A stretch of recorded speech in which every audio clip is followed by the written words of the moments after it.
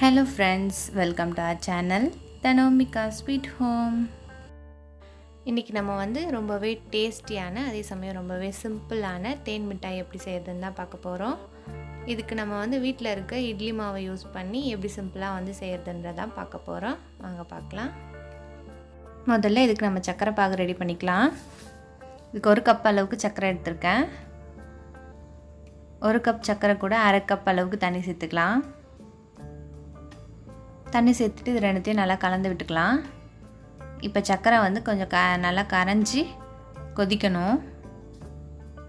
நல்லா இதெல்லாம் கரையிற மாதிரி நல்லா கலந்து விட்டுக்கோங்க. பாருங்கள், சக்கரை நல்லா கரைஞ்சிருச்சு. இப்போ நல்லா கொதிச்சிருச்சு. இது கம்பி பதம் வரணும்னு அவசியம் இல்லை. அப்படி தொட்டு பார்க்கும்போது இந்த பிசுப்பு தன்மை வரும். நல்லா பிசுன்னு இருக்கும். திக்காயி அந்த அளவுக்கு இருந்தால் போதும். இப்போ இது கூடவே கொஞ்சமாக ஏலக்காய் பொடி சேர்த்துக்கலாம். சேர்த்துட்டு இதை ரெடி பண்ணி வச்சாச்சு. அடுத்தது நம்ம தேன் மிட்டாய் செய்கிறதுக்கு மாவு ரெடி பண்ணிக்கலாம். இதுக்கு நான் இன்றைக்கி இட்லி மாவு தான் எடுத்திருக்கேன். நம்ம வீட்டில் அரைச்ச இட்லி மாவு, புளிக்காத மாவு, அரைச்ச உடனே செஞ்சிடலாம். இப்போ இந்த மாவு கூட நம்ம கலர் சேர்த்துக்கலாம். ஃபுட் கலர் சேர்த்துக்கலாம்.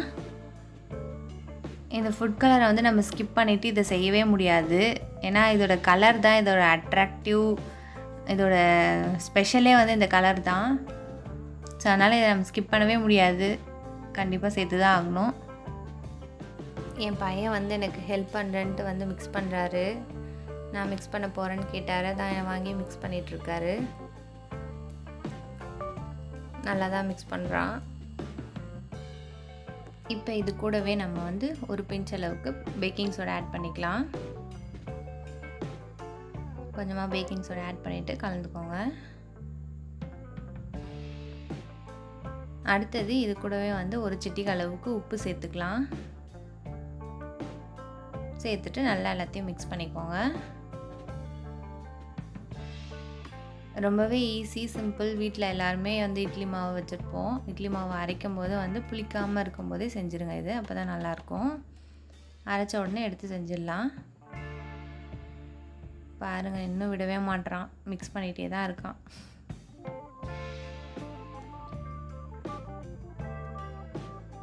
நல்லா மிக்ஸ் பண்ணுறான்ல. அடுத்தது இப்போ நம்ம பொரிச்சு எடுத்துக்கலாம். ஒரு கடாயில் கொஞ்சம் எண்ணெய் ஊற்றி சூடு பண்ணிக்கோங்க. எண்ணெய் மிதமான சூடானதுக்கப்புறம் இதை இந்த மாதிரி குட்டி குட்டி உருண்டையாக போட்டுக்கலாம். சின்ன சின்ன பால்ஸாக போட்டுக்கோங்க. சின்னதாகவே போடுங்க. பொரிஞ்சு வரும்போது கொஞ்சம் பெருசாகும். இந்த மாதிரி குட்டி குட்டியாக போட்டுக்கலாம். பாருங்கள், எல்லாம் அழகாக நல்லா புசுன்னு பொரிஞ்சு வந்திருக்கு. நல்லா அழகாக குண்டு குண்டாக வந்திருக்கு. இப்போ இது பொரிஞ்சதுக்கப்புறம் எடுத்து ஜீராவில் போட்டுடலாம்.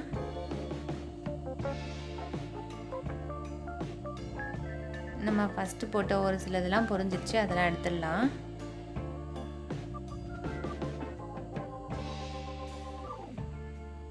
பாருங்கள், அழகாக நல்லா பொரிஞ்சு வந்திருக்கு. இந்த மாதிரி பொரிஞ்சதுக்கப்புறம் எடுத்து இதை சக்கரை ஜீராவில் போட்டுருங்க.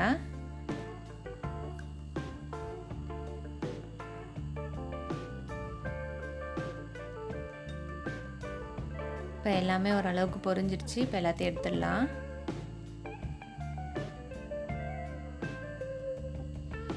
எடுத்துகிட்டு இந்த மாதிரி சக்கரை ஜீராவில் போட்டு கொஞ்சம் நேரம் ஊற வச்சிடலாம். ஒரு 1/2 அன் ஹவர் மாதிரி ஊறிச்சுன்னா போதும். நல்லா சூப்பராக சாஃப்டாக சூப்பரான தேன் மிட்டாய் ரெடி ஆகிடும்.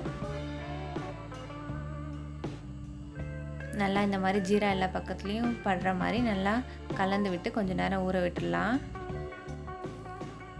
இப்போ கொஞ்சம் நேரம் ஊறினதுக்கப்புறம் பார்க்கலாம். பாருங்கள், எந்த அளவுக்கு நல்லா சாஃப்டாக ஜூஸியாக அழகாக வந்திருக்கு. பாருங்கள், உள்ளெல்லாம் எப்படி நல்லா ஜீரா ஊறி நல்லா சாஃப்டாக இருக்குது. பாருங்கள், சாப்பிட்றதுக்கும் டேஸ்ட்டு சூப்பராக இருக்கும். கண்டிப்பாக எல்லோரும் ட்ரை பண்ணி பாருங்கள். பாருங்கள், இவ்வளோ கலர்ஃபுல்லாக அழகாக இருக்குது. பார்க்கும்போதே ஆசையாக இருக்குது. கண்டிப்பாக நீங்களும் எல்லோரும் ட்ரை பண்ணி பாருங்கள். ஹலோ ஃப்ரெண்ட்ஸ், இந்த வீடியோ உங்களுக்கு பிடிச்சிருந்துச்சுன்னா லைக் பண்ணுங்கள், ஷேர் பண்ணுங்கள், கமெண்ட் பண்ணுங்கள், சப்ஸ்கிரைப் பண்ணுங்கள். அது மட்டும் இல்லாமல் பக்கத்தில் இருக்க பெல் ஐக்கானை ப்ரெஸ் பண்ணுங்கள். பாய் பாய்.